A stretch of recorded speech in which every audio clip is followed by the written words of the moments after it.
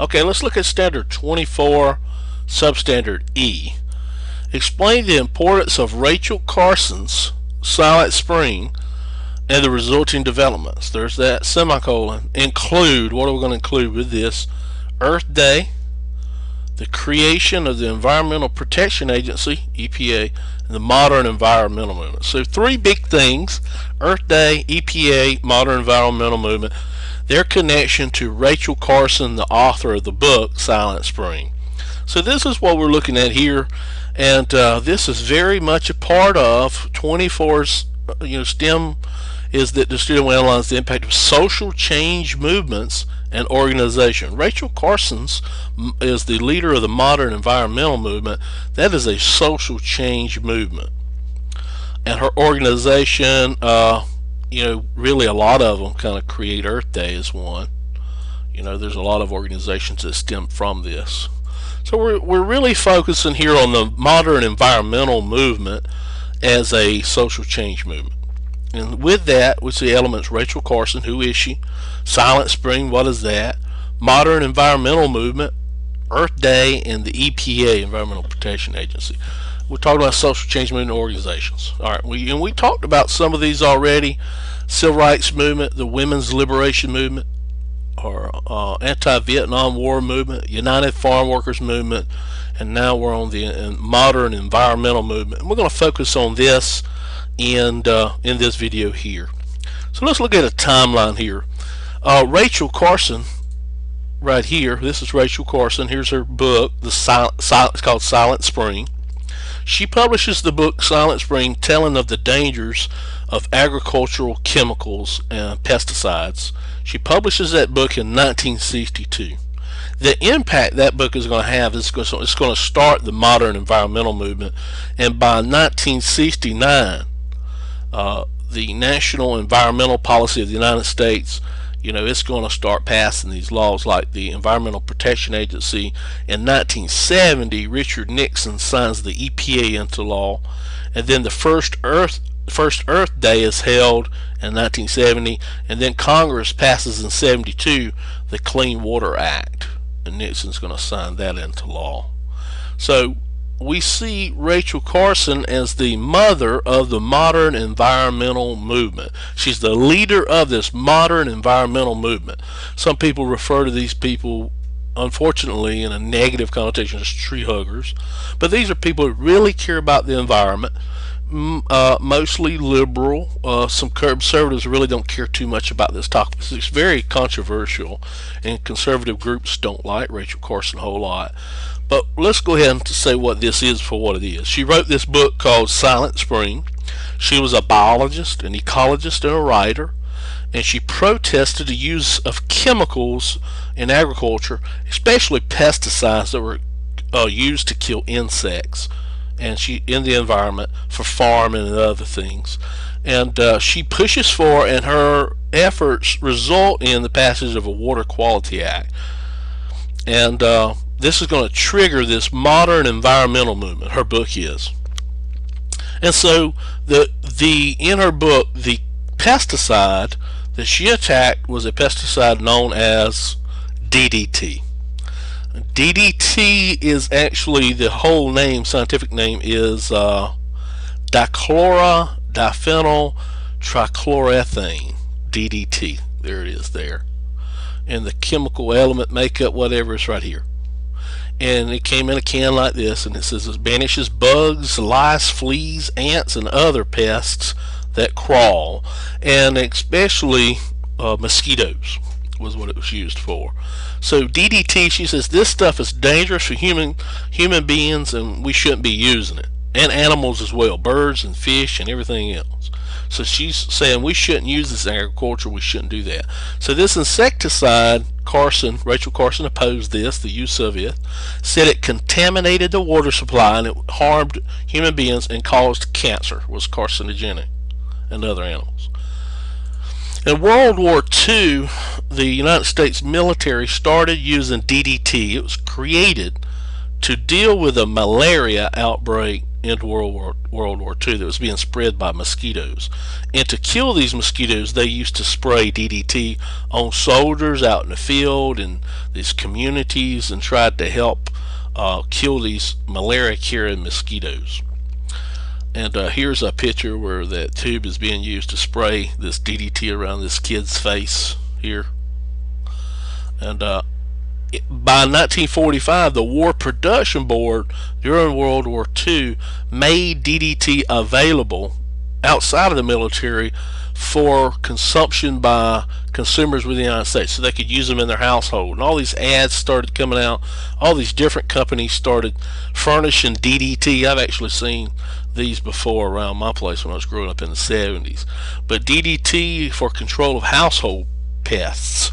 And it's Rachel Carson who sees this going on, and she says, maybe we shouldn't be doing this. I think this is dangerous. Here's some more ads saying that the ladies know what's good. DDT, Magic Mist is what they call it. Here's one of the name brands. And here's an ad here that says DDT is good for me. There's a song went along with it showing that it was good for putting food on the table and all.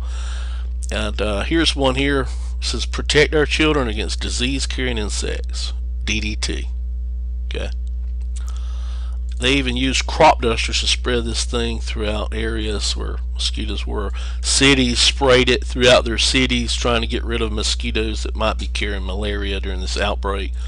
It was sprayed as a mist on beaches where these kids were running around. DDT insecticide. People would walk up in that stuff to try to get it on them so the mosquitoes wouldn't mess with them.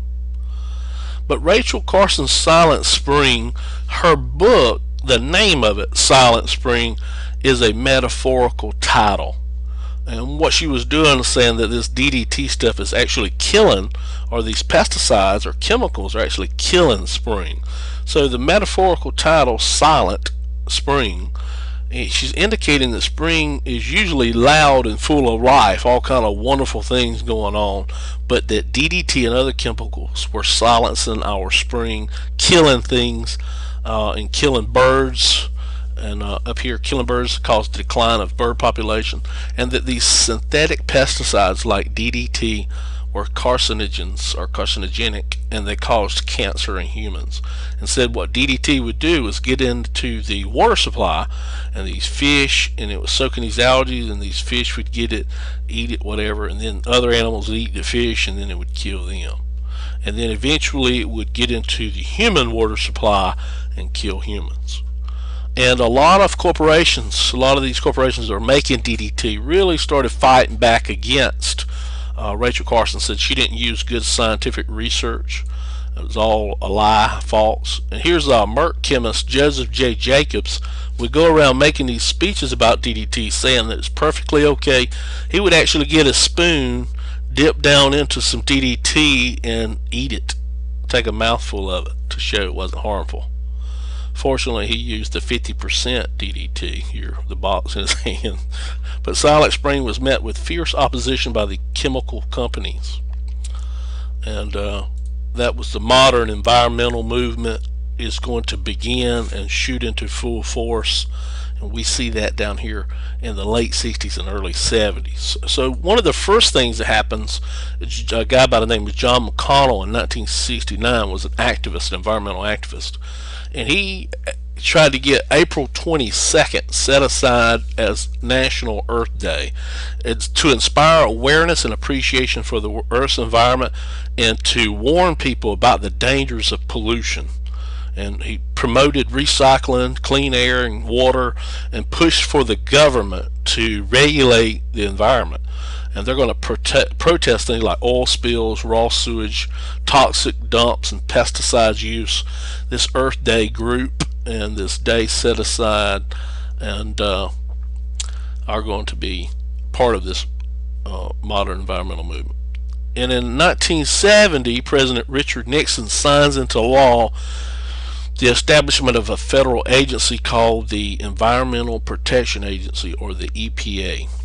And its goal is to enforce laws against pollution, laws against things that create unsafe water conditions, and it is meant to keep a clean and safe environment, save our environment for our children and grandchildren. And this EPA, the creation of this, is a very important part of the modern environmental movement, and is a repercussion, consequence of Rachel Carson's Silent Spring. And then in 1972, Congress passed what is known as the Clean Water Act, and it says that in it you have to locate CAFO as a concentrated animal feeding operation, locate those places, prohibits discharging pollutants. So these big companies cannot go out and pollute the water. As a matter of fact, they have to hire environmental engineers to test the water and make sure there's no pollutants in the water, test the air, make sure there's no the pollutants leaving these chutes in the form of smoke polluting the air. This law requires NPDES, which is a National Pollutant Discharge Elimination System permit for these big businesses.